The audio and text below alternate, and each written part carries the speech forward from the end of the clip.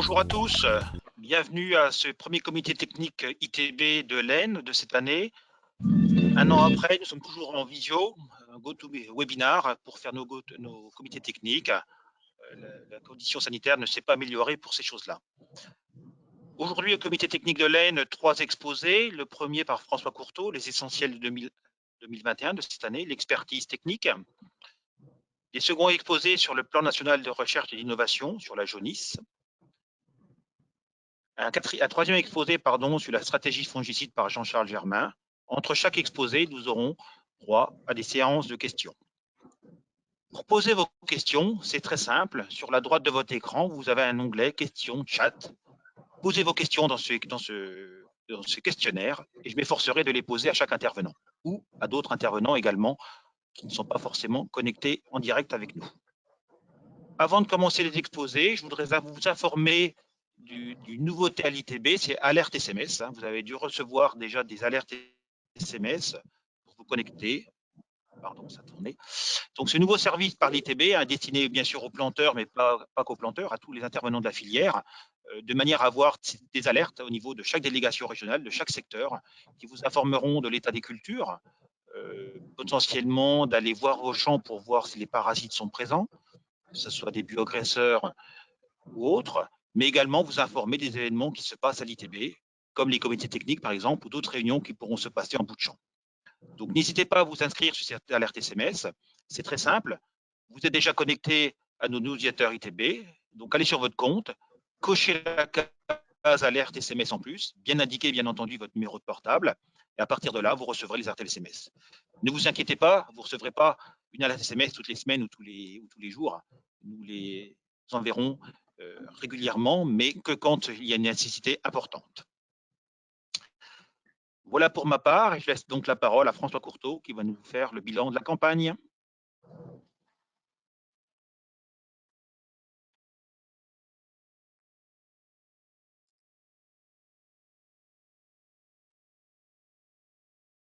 Merci Ghislain. Est-ce que tout est en place? Oui, c'est bon. C'est bon. Donc bonjour à tous, à toutes et à tous. Donc parler des essentiels de l'année, c'est aussi revenir donc sur les faits marquants et surtout analyser finalement ce qui s'est passé sur l'année. Ça passe pas. Pourquoi ça passe pas? Voilà, ça va mieux. Voilà, c'est parti. Donc un climat qui avait bien démarré, hein, puisque souvenez-vous des semis et des préparations de sol qui s'étaient très bien préparées par rapport à 2021. Malheureusement, le climat nous a rapidement joué des tours, avec 2 épisodes de gel qui ont bien malmené nos cultures, puisque en pleine période de levée des betteraves, occasionnant des pertes et des situations extrêmement compliquées. Autre phénomène et autre conséquence de ce gel, c'est aussi pour certains un retard de démarrage du désherbage qui forcément a compliqué les choses par la suite.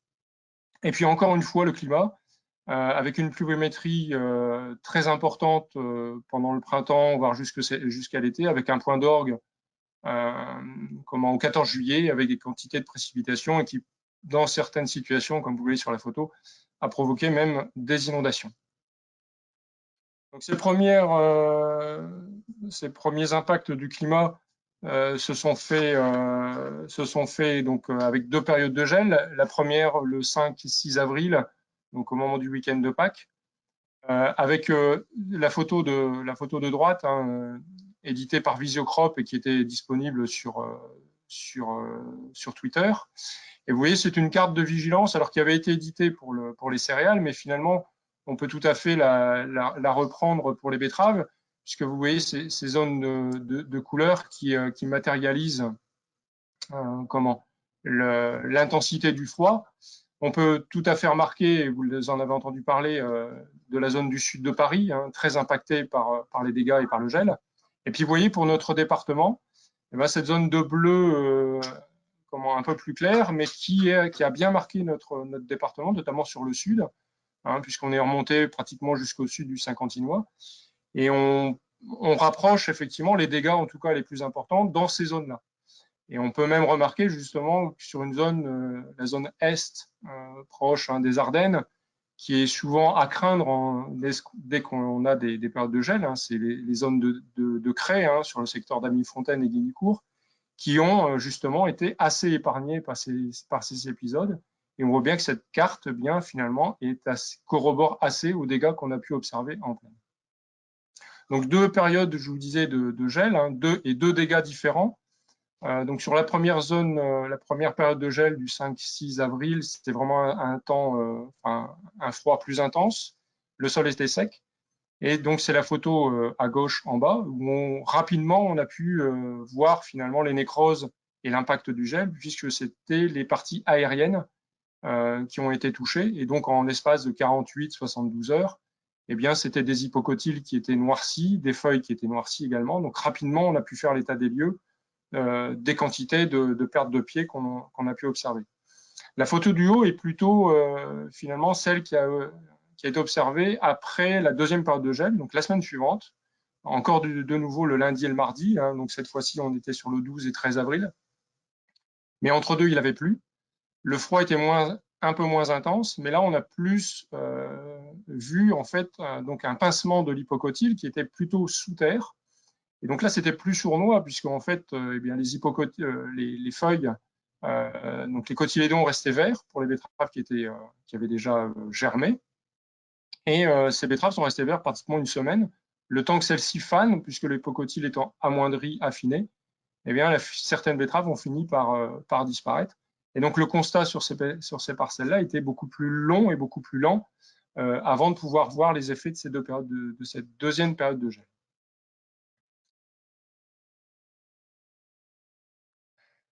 Je ne veux pas passer. Ah voilà, pardon. Donc dans ces situations où on observe des impacts de la climato, donc des effets sur la population, que ce soit le gel comme cette année, mais on peut l'observer à d'autres périodes avec des périodes avec de la grêle ou des orages. L'important dans ces situations-là, c'est de bien estimer la population. Trop souvent encore cette année, on est revenu à nos oreilles des situations de population soi-disant très faibles, mais lorsqu'on questionnait, en fait, les comptages n'étaient faits que sur 2 rayons. Et très souvent, dans ces cas-là, c'est sur les 2 rayons les plus moches.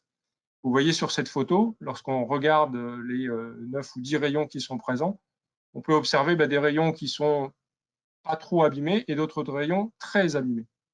Donc nous, à l'ITB, on conseille toujours de faire des comptages sur 12 rayons consécutifs, de manière à avoir un état des lieux strict et véritable de la zone de comptage. Donc c'est 12 rayons sur 10 mètres de long.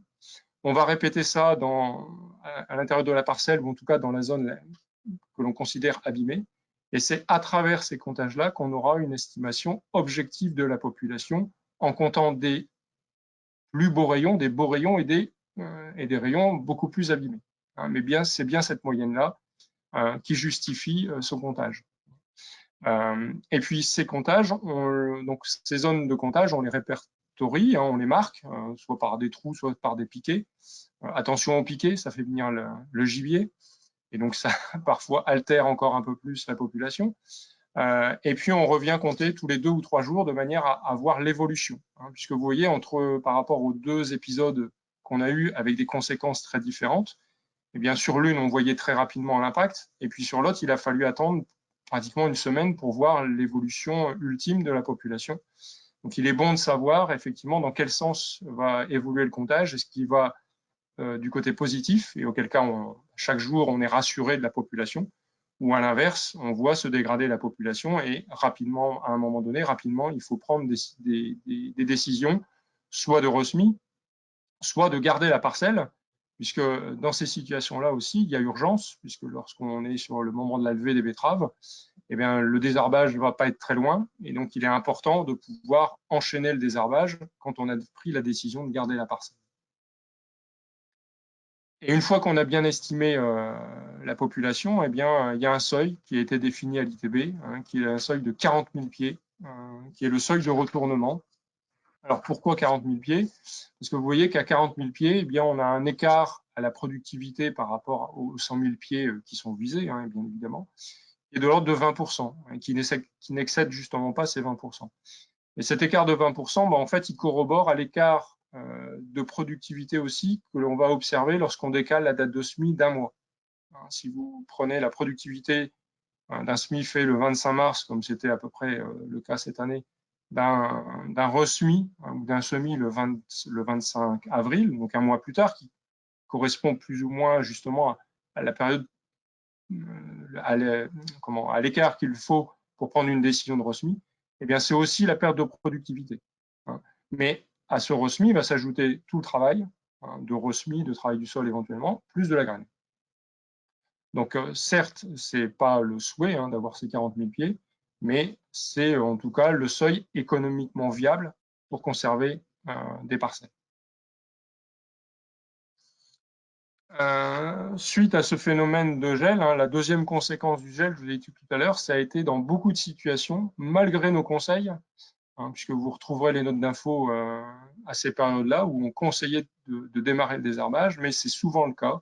Lorsqu'on a des périodes de gel ou des périodes de situation de désherbage un peu moins bonnes, beaucoup sont tentés de retarder leurs premières interventions.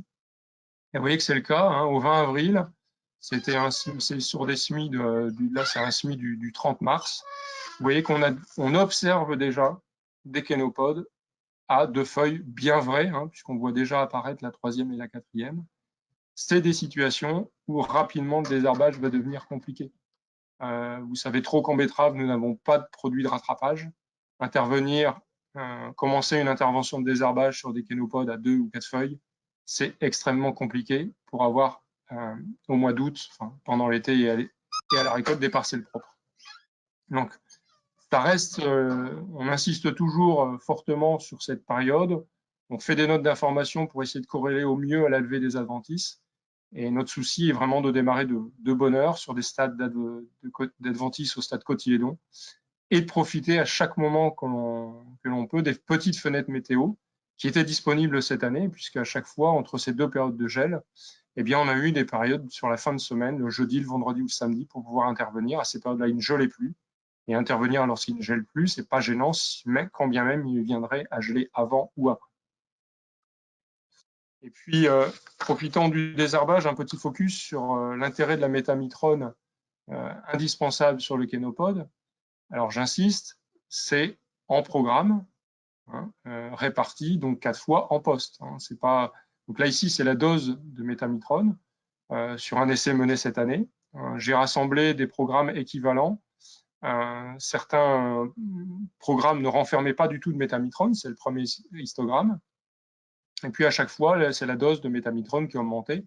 Donc 840 grammes de métamitrone, donc réparti 4 fois, c'est l'équivalent de 4 fois du Goltix 70 à 0,3.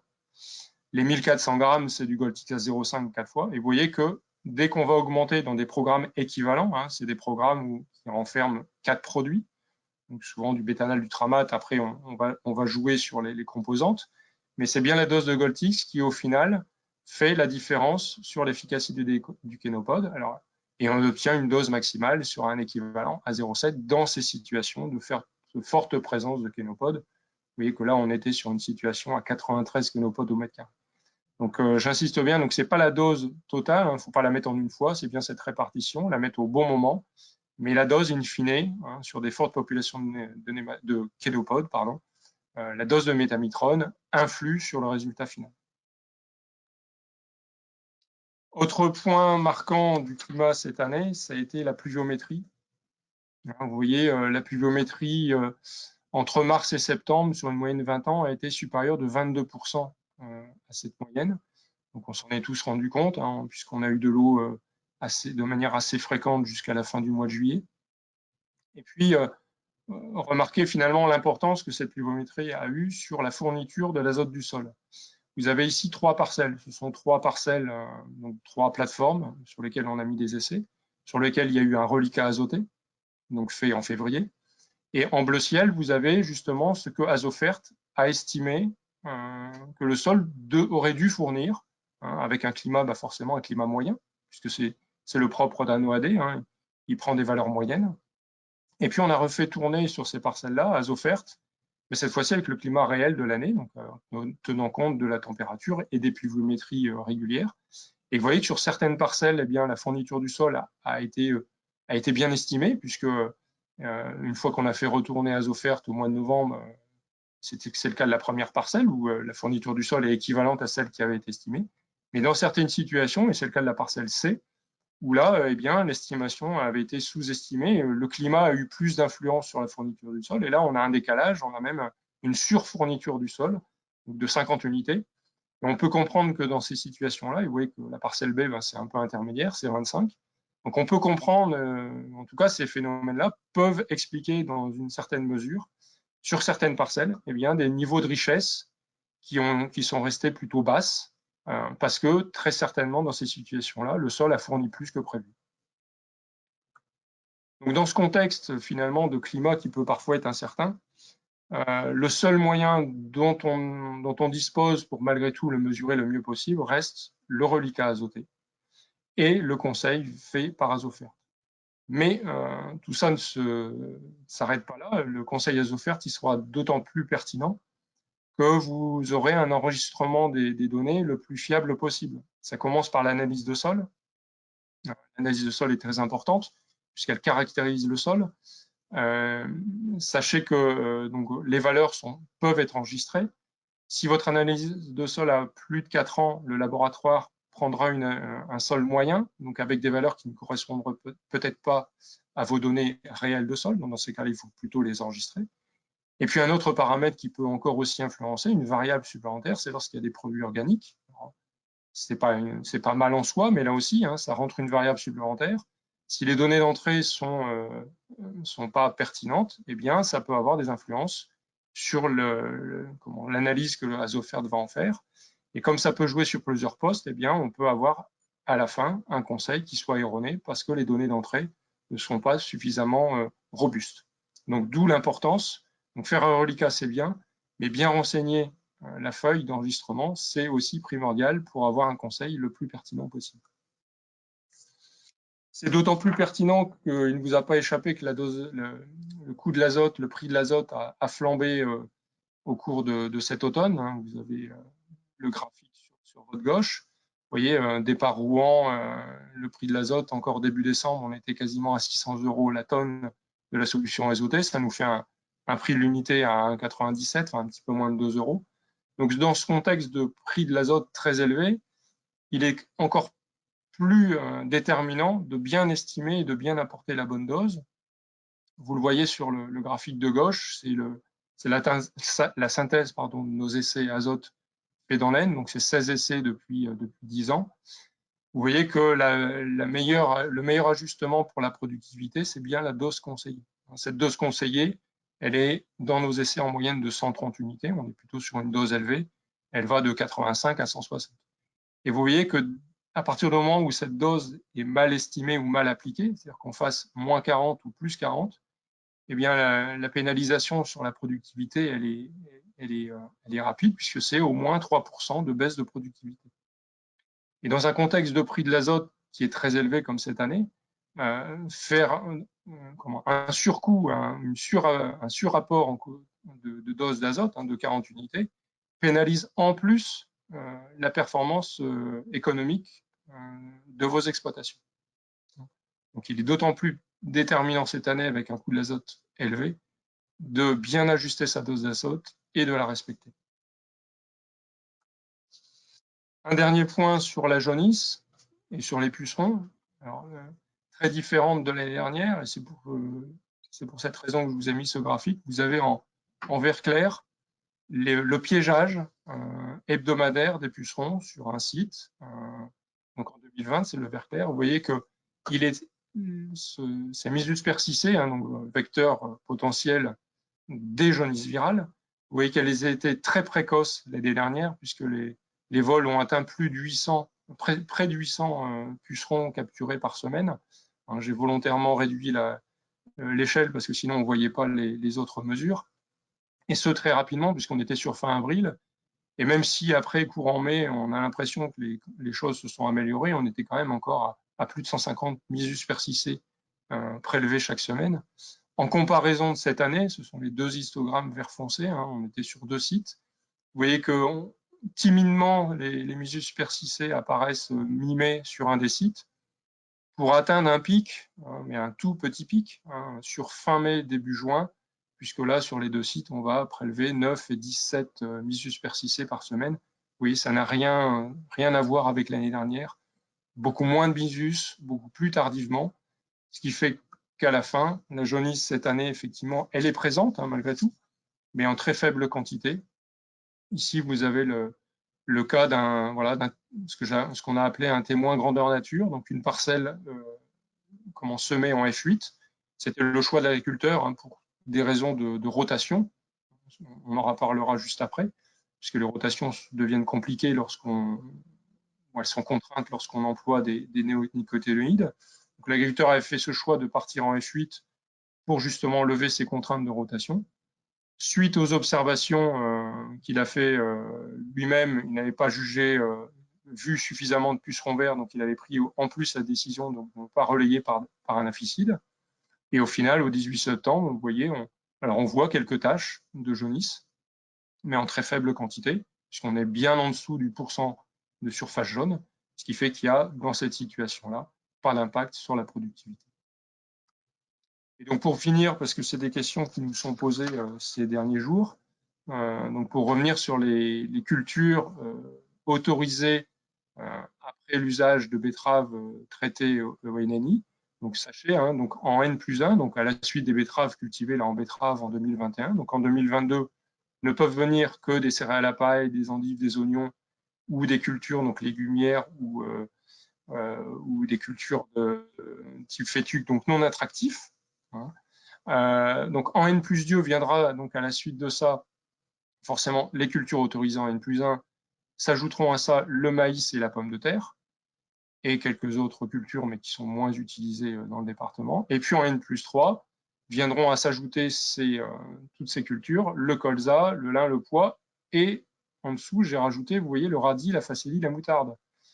Alors, qui sont rarement cultivées, mais qui sont mises en interculture. Mais même en interculture, si elles fleurissent, elles ne peuvent être utilisées qu'en N+3. C'est-à-dire que ces radis, facélie, moutarde, si vous les mettez après la céréale à paille, c'est-à-dire l'été prochain, eh bien, il faudra absolument qu'elles ne fleurissent pas.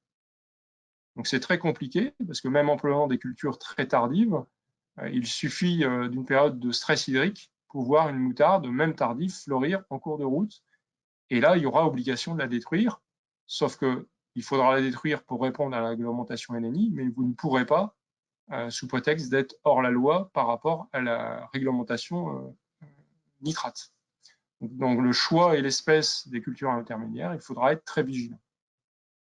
Et puis il y a les 2 astérix sur le maïs et sur le lin, puisque à l'issue donc de l'arrêté rendu au mois de février, il a été mentionné éventuellement des solutions en tout cas une analyse sur ces 2 cultures qui pourrait permettre de les voir avancer. À ce stade aujourd'hui, l'ANSES ne s'est toujours pas prononcé. On attend une décision d'ici la fin de l'année. Merci de votre attention.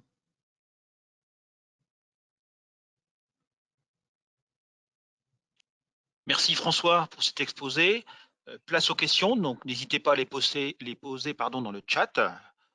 Une première question qui arrive par rapport à ta dernière slide justement, et qu'en est-il de cette saisine? A-t-on plus d'informations? Est-ce que nous avons la chance d'avoir Vincent Donina, notre directeur, présent à ce GoToMeeting? Peut-il apporter des éclairages par rapport à cette saisine? Alors, attendez, je remets. Bonjour à tous. Oui, désolé, je n'avais pas branché mon son. Oui, cette saisine, en fait, les saisines, il y en a plusieurs, sont en route. L'ANSES, qui est en charge de publier ces résultats, les a finalisés, on pense, autour du 7 décembre, pour être très précis, et elles devraient être publiées au plus tard le 21 décembre. Donc, on doit attendre cette date pour voir les adaptations qu'on pourra réaliser, et notamment, vous avez cité le colza, c'était colza et le maïs, sur lequel il y a eu des présentations de mesures dites d'atténuation. Donc, on attend. Et dès que ce sera public, bien sûr, ce sera communiqué. Merci Vincent. François, une question sur l'azote. Alors, il nous a présenté qu'il fallait faire des reliquats sur les 3 horizons, mais peut-on réduire de quelques unités, 10, 20, 30, nos conseils en azote cette année au vu des coûts? Alors, la réponse, elle est pas, elle peut pas être large. Et en fait, dans chaque situation, il faudra analyser. Vous avez vu la perte de productivité lorsqu'on a réduit de 40 unités. Elle est fonction aussi de deux autres paramètres, qui va être le potentiel de rendement de la parcelle et puis le prix d'achat des betteraves, donc qui est propre à chacun. Et donc ce calcul, il est individuel. Il peut s'envisager en tout cas sur des doses au-dessus de 100 unités. Par contre, il est moins judicieux sur des doses inférieures, notamment en dessous de 80 unités. Donc voilà, chaque situation est à analyser, on va dire, de manière personnelle. Oui, les questions arrivent. Pardon. Les questions arrivent sur ce sujet-là, hein, au vu de tes graphiques que nous avons montrés sur ces essais. Est-ce que la dose optimale n'est pas la dose X-40? C'est la question qui est posée, claire et nette. Voilà, dans chaque situation, il faudra l'analyser et on est là pour y répondre sur chaque cas particulier. Merci. Une question aussi sur le gel. Penses-tu que le gel a eu un gros impact sur le rendement pour le département de l'Aisne cette année sur la moyenne régionale? Gros impact, non. Impact, oui. On a estimé, mais c'est toujours très délicat parce qu'on ne voit pas toutes les situations, mais au vu de la zone impactée, on pense qu'il y a à peu près 20% des surfaces qui ont été impactées par rapport à une perte de population, donc du coup une perte de rendement. Sauf que sur ces 20%, certaines parcelles sont restées quand même à 80 000 pieds. Et donc là, on a bien vu que la perte de productivité, elle est limitée. Et puis, ça s'est allé jusqu'au resmi. Donc voilà, lorsqu'on fait un peu ce bilan global, je pense qu'on est peut-être autour de l'ordre de 2% de baisse de productivité au niveau du département, mais je ne pense pas plus. Mais voilà, c'est une estimation avec beaucoup d'incertitudes. Merci François. Donc peu de questions. En tout cas, les questions tournent autour de l'azote et de cette saisine pour l'instant. Tu étais clair sur le désherbage, sur le reste, il n'y a pas de questions. Donc on va pouvoir passer au sujet suivant. Ah non, une question qui arrive. On va la faire. Elle porte aussi sur l'azote. La solution azotée sujette à des pertes est-elle à reconsidérer? Alors, Forme de solution azotée. Donc, elle est sujet à perte en fonction de son application. Lorsqu'elle est incorporée, il n'y a pas de perte. Et puis après, ça dépend effectivement beaucoup du jour de l'application. Il faut savoir que vous devez aujourd'hui justement faire dans des situations où la perte par volatilité doit être la plus faible possible. À partir du moment où on respecte où on peut en tout cas l'appliquer les jours où la volatilisation est la plus faible, la solution 39 est toujours une solution à envisager. ok, ben merci. On va pouvoir passer au diaporama suivant sur la jaunisse et le PNRI.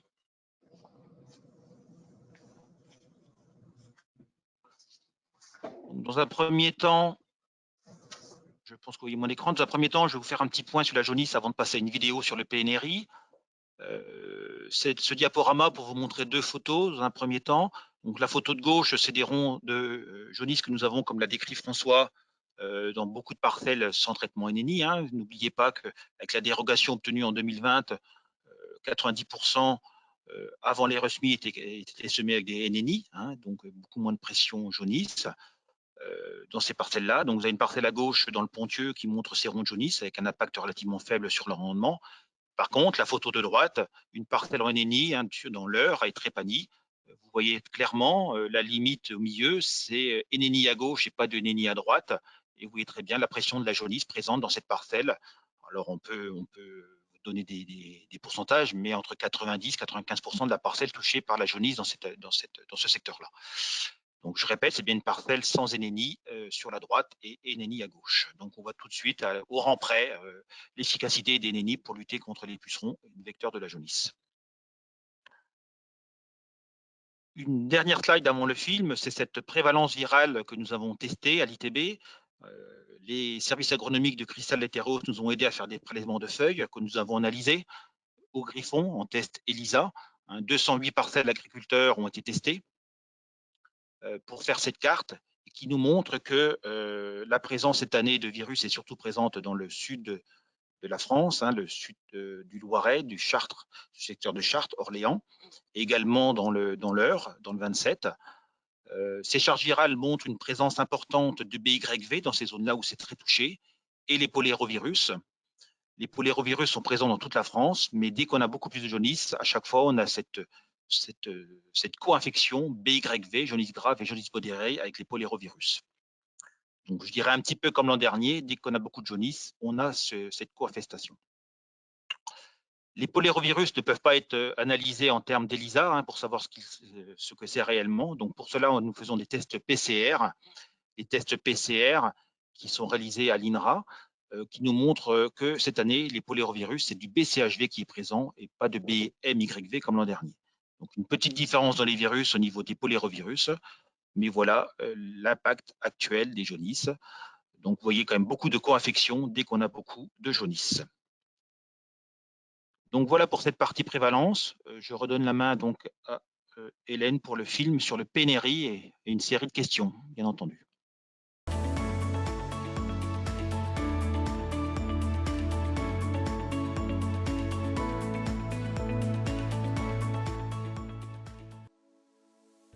Qu'est-ce que le PNRI ? Le PNRI, c'est le Plan national de recherche et d'innovation pour trouver des moyens de lutte contre la jaunisse de la betterave à l'horizon 2024 et en remplacement des néonicotinoïdes.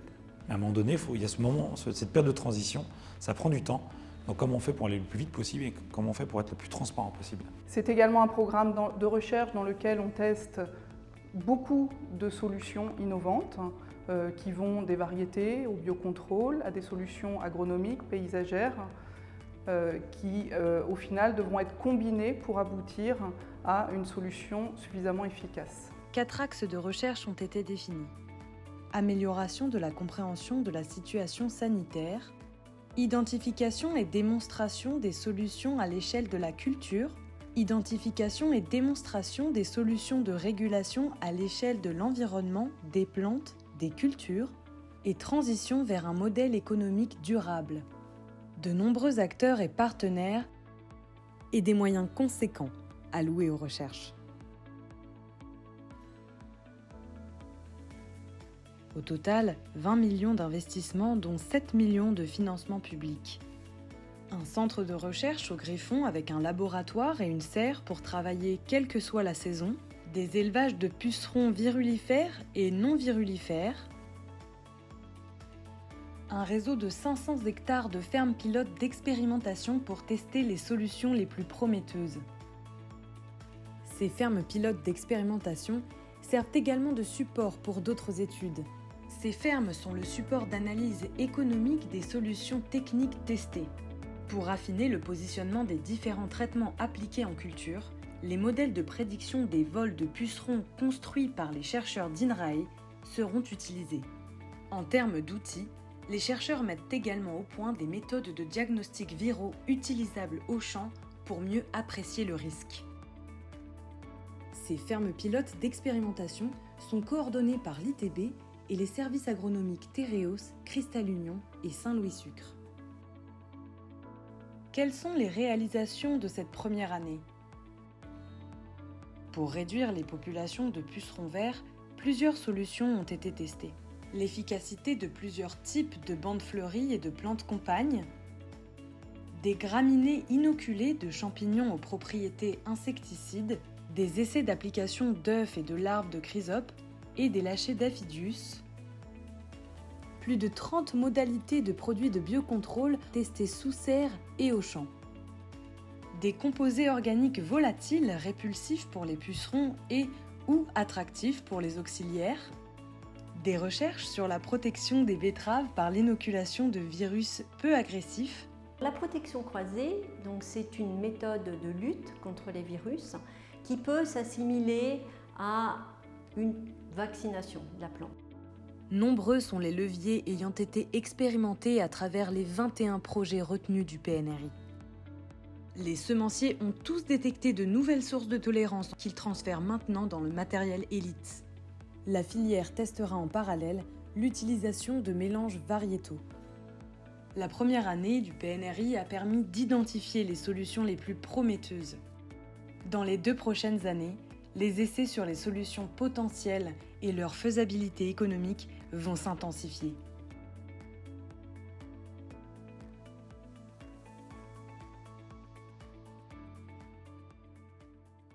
Donc, comme c'est indiqué dans ce film, n'hésitez pas à vous inscrire à la lettre d'information PNRI. Vous recevrez tous les mois tout ce qui se passe au niveau du PNRI. C'est une inscription simple également à faire sur le site internet de l'ITB et vous recevrez une newsletter mensuelle. Vincent, j'ai 2 questions d'ordre général, si vous êtes disponible, notamment sur la dérogation NNI. On l'a eu en 2020, l'aura-t-on en 2021 pour les semi-22, pardon. Oui, merci. Oui, bonjour. Donc l'ITB, qui est l'organisme responsable en fait des demandes de dérogation, a déposé la demande de dérogation pour pouvoir utiliser des néonicotinoïdes dans les mêmes conditions qu'en 2021. Nous l'avons déposé le 19 novembre. On l'a déposé donc au niveau du ministère de l'Agriculture. On l'a déposé le jour d'ailleurs où l'EFSA, qui est en fait l'Agence européenne de la sécurité des aliments, a publié son rapport sur notre demande de dérogation 2021 ainsi que les demandes de dérogation de plusieurs pays en mettant en avant clairement qu'il n'y avait pas en instantané de solution comparable à celle des néonicotinoïdes. Donc nous avons bien sûr intégré dans cette demande de dérogation les références de l'EFSA. Donc cette demande est faite, nous attendons maintenant le retour du ministère de l'Agriculture et également, nous l'espérons, pour la fin de cette année. Merci Vincent. Deuxième question sur les variétés, on va dire VTH, les variétés Conviso Smart, ont-elles un avenir en France? Alors, les variétés Conviso Smart, oui, elles ont un avenir en France, mais aujourd'hui, en fait, ce sont des variétés qui sont également sous analyse du ministère pour prévenir, on va dire, le développement des résistances aux herbicides utilisés dans ces variétés. Donc, un protocole est attendu également de la part du ministère de l'Agriculture, protocole auquel l'ITB a largement contribué. Donc, nous l'attendons pour cette fin d'année et qui nous permettrait donc de définir les modalités de culture, la traçabilité de ces cultures pour les années à venir. Merci Vincent. Alors Jean-Charles, on va pouvoir enchaîner sur les fongicides. Il y a déjà des questions qui arrivent, donc en fonction de, je vais voir si tu réponds ou pas, sinon je te les poserai en fin de ton exposé. Donc je te donne la parole pour faire ton exposé sur les fongicides, la protection fongicide pour l'année 2022. Pas de souci. Bonjour à tous. Alors, voilà. Donc là, ici, une petite photo qui illustre un petit peu ce que l'on a vu un petit peu en fin de campagne, alors sur quelques parcelles. On trouve encore trop nombreuses à notre goût. Et on va dire qu'on a plutôt un gradient pour observer ces parcelles, plus on remonte vers le nord du département. Alors ça, c'est peut-être un signe que, on va dire, l'optimisation de l'utilisation des variétés tolérantes n'est peut-être pas faite sur tout notre territoire.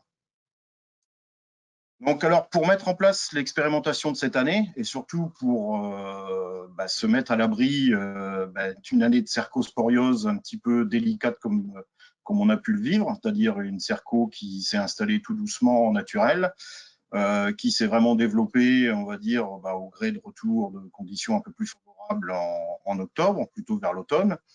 Mais si on se contente de ça, en fait, nous, au niveau de l'expé, on ne peut pas discriminer ni les programmes, ni les produits, éventuellement, ni les variétés. Donc nous, depuis maintenant 3 ans, on travaille avec François. En fait, on inocule nos essais. Donc on fait une partie en naturel et une partie en inoculation. Donc là, pour faire ça, on récolte des feuilles les années précédentes que l'on fait sécher à basse température pendant plusieurs jours. Et puis après, on mélange ça à du terreau pour avoir un volume suffisant à épandre et surtout une bonne répartition. Et puis, si on a la chance d'avoir des bonnes conditions pour que la cerco, que l'inoculation fonctionne bien, on décide de faire celle-ci. Donc là, pour cette année, on a épandu, on n'avait pas trop de problèmes avec la pluviométrie, vous vous en rappelez, François l'a évoqué tout à l'heure, mais il nous a manqué quand même un tout petit peu de température pour que ça parte, on va dire, comme il faut. Alors tout de même, ça donne quand même un résultat plus qu'intéressant, parce que là, ici, vous voyez C'est notre plateforme que l'on conduit à Touly. On remercie encore Hugues d'accepter qu'on lui mette un petit peu de cochonnerie dans ses champs. Donc là, ici, vous avez en carré noir donc, les essais conduits en situation naturelle. Et puis après, dans le carré marron, vous avez ce que l'on a contaminé. Et on voit bien, là, on est début septembre, que début septembre en naturel, circuler, il n'y a rien à voir. Par contre, dans la contamination, ce n'est pas un problème de population que l'on a, c'est qu'on n'a plus de feuilles dans tout ce que l'on voit de blanc. Donc la défoliation était déjà quasiment complète, au moins dans les témoins, et sur certaines parcelles qui étaient conduites un petit peu de manière trop légère.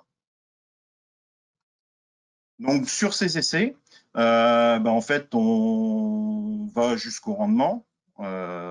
Donc juste pour vous indiquer que la cercosporiose, un petit peu à l'image de la jaunisse que l'on a eue en 2020, ça peut avoir une incidence énorme. Et une incidence, on va dire, sur tous les secteurs. Avant la cerco, on parlait ça au sud de Paris, c'est remonté assez fortement dans la Champagne, et maintenant, les essais presque les plus contaminés en naturel sont presque à Dunkerque. Donc, on voit bien qu'on a une évolution de la maladie, et cette maladie, si on la contrôle mal, on peut aller jusqu'à une perte d'à peu près 500 € de l'hectare. Et c'est une perte pour toute la filière, parce que c'est une perte pour le planteur, puisqu'il ne livre pas ces tonnes, et c'est aussi une perte pour l'industrie sucrière, parce que ces tonnes-là ne seront pas travaillées. Donc, c'est une perte globale. Et aussi, pour nous, pour Vincent, c'est aussi une perte de cotisation, soit dit en passant. Donc, voilà, ici, la première chose, pour lutter contre la cercosporiose, c'est d'adapter son choix variétal à sa situation de risque. Et ça, pour vous aider, vous avez en page centrale du BF des chiffres qui sont une compilation des essais de l'ITB, au moins sur les maladies du feuillage. Tout ce qui est valeur de rendement, tout ça, c'est une synthèse d'essais ITB et services agronomiques de sucrerie. Mais pour les maladies, ce ne sont des essais qui ne servent quasiment exclusivement qu'à faire ces notations de maladies.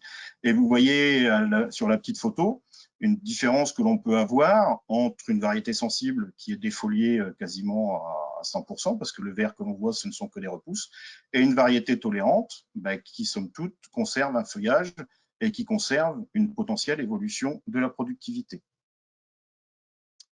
Donc voilà, ici, repris sur une autre forme, on va dire l'éventail du choix en fonction de la tolérance à la cercosporiose.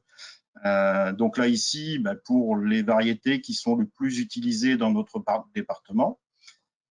Alors certes, le choix reste limité sur les variétés bien tolérantes aux maladies du feuillage. Malheureusement, il faut faire avec. Donc, mais on voit, alors ça, je vous engage à le noter, c'est que sont surlignées en carré bleu toutes les variétés confirmées, donc qui ont 3 ans d'expérimentation.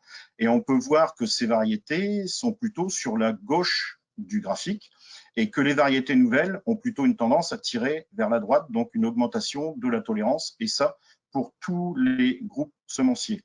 Et donc cette recherche, elle est lente, elle est difficile, mais tout le monde est au pied de l'échelle et tout le monde va dans le même sens. Donc on a bien une évolution de par les inscriptions vers une augmentation de la tolérance de ces variétés. Alors par contre, quand on a des régions plus au nord où on est peut-être un petit peu moins sujet aux problèmes de nématodes, là on s'aperçoit que le choix est quand même beaucoup plus facile. Et donc là, ici, on a presque une dizaine de variétés qui sont disponibles avec des niveaux de tolérance corrects, c'est-à-dire qui sont supérieurs à -1.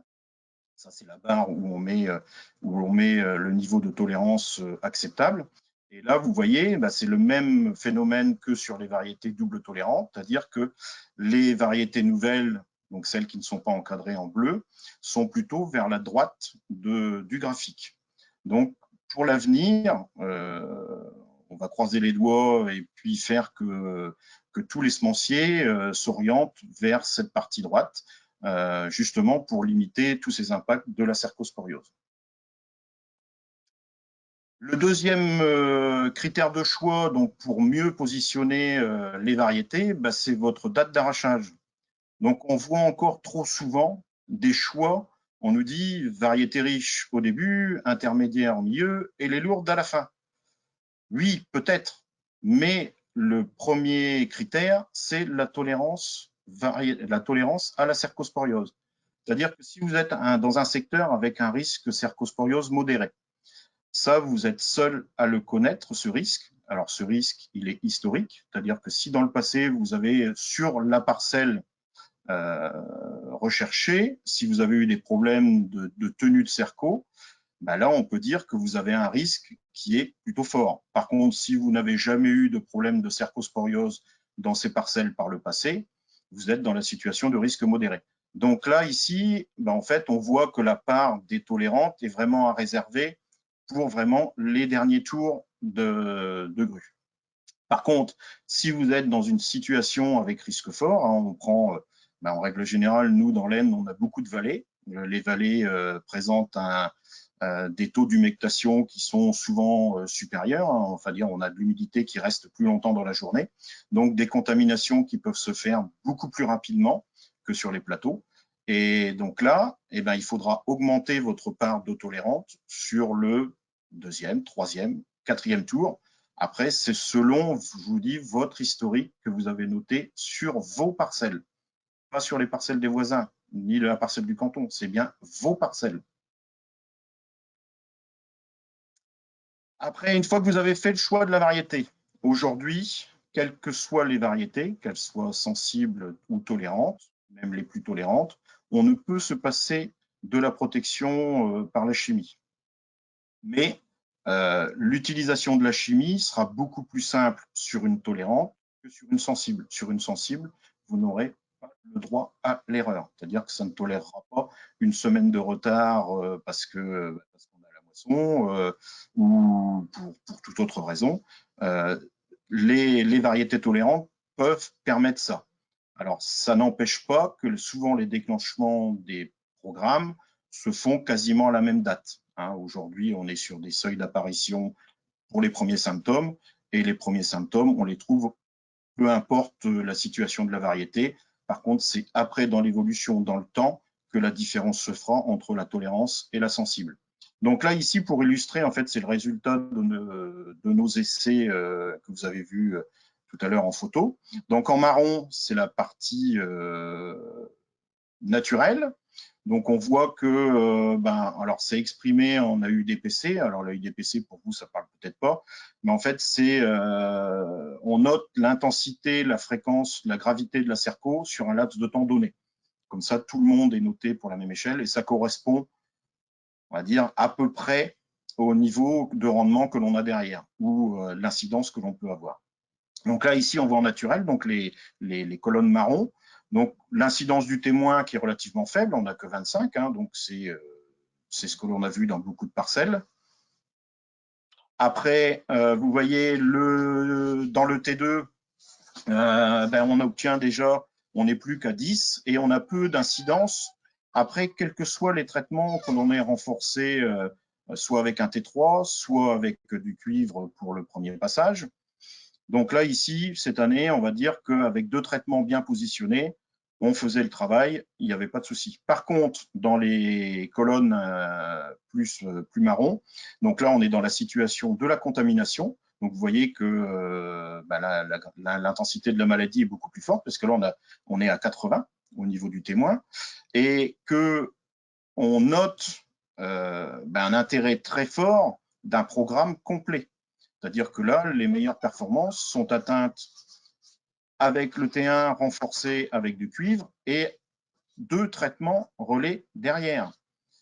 Par contre, vous voyez tout à droite donc le T0. Donc ça, c'est l'intervention qui s'est faite le jour de la contamination. Alors, nous, on sait quand va arriver la cerco puisqu'on l'importe dans la parcelle. Par contre, il est très difficile en naturel de savoir, et surtout une année comme 2021, quand bien positionner ce traitement plutôt précoce. Et là, on voit que en fait, le seul problème du traitement précoce, c'est qu'il aurait fallu faire un dernier relais en T3 pour rattraper l'efficacité du traitement qui est juste avant, avec le T1 Heron plus T2, T3. le protocole étant construit, il est resté comme ça. Mais ça montre que, en fait, on aurait encore diminué l'incidence économique par l'ajout d'un 4e traitement. Une fois que vous avez fait tout ça, donc là, on est en pleine période de commande de morte saison. Il faut bien choisir les bons produits aussi. Donc là, je vous ai remis, donc on est toujours dans la même situation, en marron, donc le naturel, et puis marron, le contaminé, et puis en noir, l'infestation naturelle. On voit que quand on a peu de maladies, tous les produits fonctionnent, mais ça, c'est le cas de beaucoup de choses. Hein. Quand on a peu de maladies, tout fonctionne. Par contre, dès on est en situation de forte pression, là, on voit que les mélanges de triazole plus autre chose, notamment les deux premiers, le spiral et le timbal passerelle, restent les produits les plus efficaces. Et si, en forte pression, on veut vraiment atteindre le maximum d'efficacité, c'est du spiral renforcé avec du cuivre, et ça dès le T1. Et puis, donc, sur la droite, on voit une perspective qui est sans doute assez agréable. On va dire les fournisseurs de produits phytopharmaceutiques travaillent, on travaille avec eux. Et là, vous voyez qu'on a une évolution alors probable 2024 au mieux, plus 2025, de nouveaux produits qui sont en étude avec des efficacités qui sont très intéressantes parce que là, on parle de produits uniques sans complément de biocontrôle. Donc voilà, en résumé, donc, pour lutter contre la cerco, la première chose, c'est adapter votre variété au risque parcellaire, je répète, au risque parcellaire. Pas de variété sensible pour le dernier tour, ça on préfère éviter parce qu'après on nous demande oui mais pourquoi ça n'a pas fonctionné. Une fois, on va dire 2 fois sur 3, c'est une variété sensible pour le dernier tour. Bien évaluer la dynamique de la maladie, hein, donc ne pas anticiper sans symptômes avérés. Hein, il faut bien avoir les premiers symptômes pour faire les premiers déclenchements.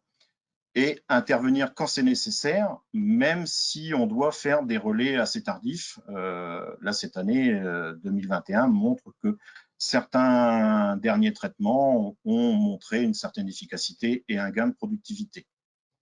Bien faire attention au choix de vos produits. Hein, et puis, donc, le cuivre, il assure une meilleure performance des produits recommandés. Bien entendu, toujours sous réserve d'une autorisation d'utilisation pour 2022. Et puis, accessoirement, vous pouvez retrouver toutes nos observations, hein, que ce soit sur le désherbage, sur les implantations, le désherbage, la vie d'une betterave toute l'année sur Twitter. Hein, on essaye de faire vivre ce compte, mais pour le faire vivre, il faut qu'il y ait des gens qui le regardent. Merci. À vos questions.